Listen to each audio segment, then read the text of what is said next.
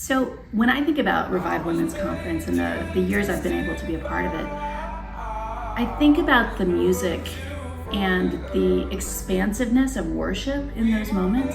You know, you experience worship regularly, just as someone going to church, but there's something about these conferences where it punctuates, it puts an exclamation point on the experience with God in a way that none of my other worship times usually do.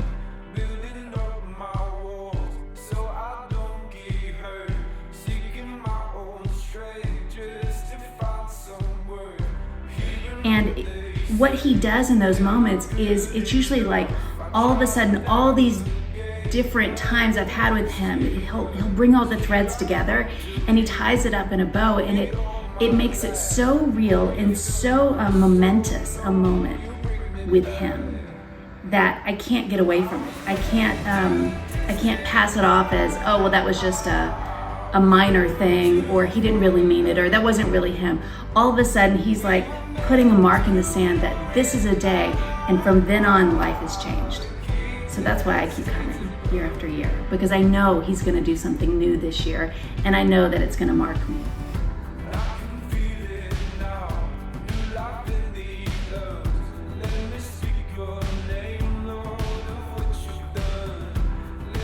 So one thing that I love about Revive Women's atmosphere is that you step in and you could have had a crappy morning or a crappy season, but you step in and you can feel that anything is possible.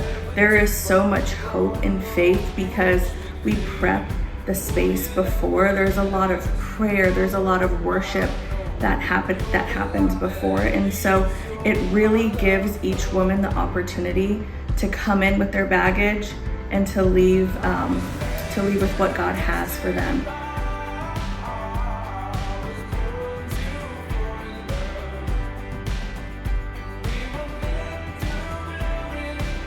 And so the atmosphere of anything is possible, the thick, tangible presence of the Holy Spirit is it's so rich and it's so heavy, but it's not ill-fitting. And so I just am blown away by how many years I've shown up and by how much that has come through for me.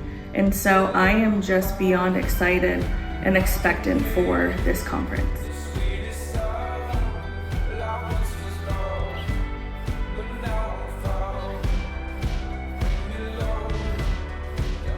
What happens when you walk into a Revive Women's Conference is that you're actually set up for an encounter with God that will actually fuel you for a lifetime, because you're reborn into an experience where you're connected with your spirit, not with your emotions or with your perception of the way the world is going.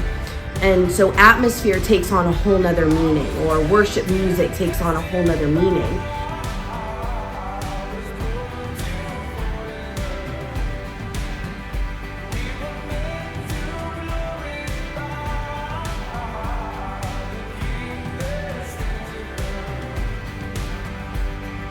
As we step in this year, I want to encourage you, look for the possibility that's in the atmosphere, because it's there. God has something for each and every one of us as we step into conference. And I want you to experience every single thing that He has for you.